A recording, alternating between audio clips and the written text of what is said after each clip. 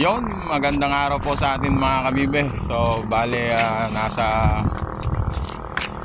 papunta po tayo ng Nueva Ecija mga kabibe para magpalipad.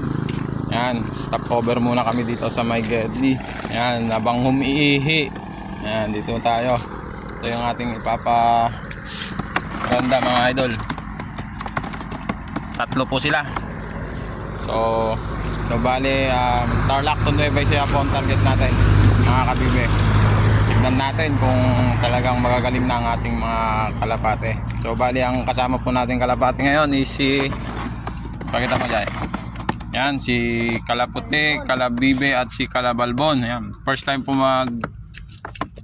ipapalipad si Kalabalbon. Yan, kasama natin kay Kalaputi at Kalabibe.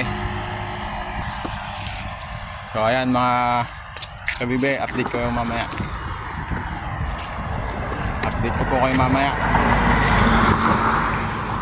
Sige mga idol.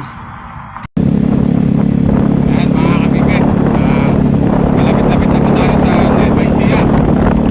Galing po tayong Tarlac. Ayan. Yo.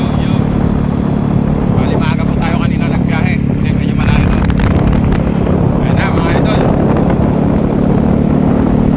welcome to Nueva Ecija na po. Ayan, dito po tayo sa gawing doon.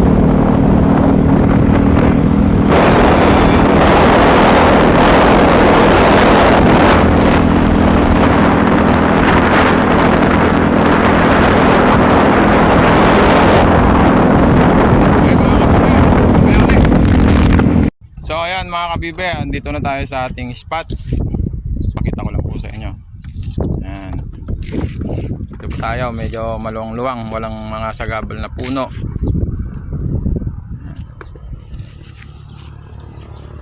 So bali ang uwian nila doon banda. Doon. Ayun. Mga nasa ilang oras na tayo nagbiyahe?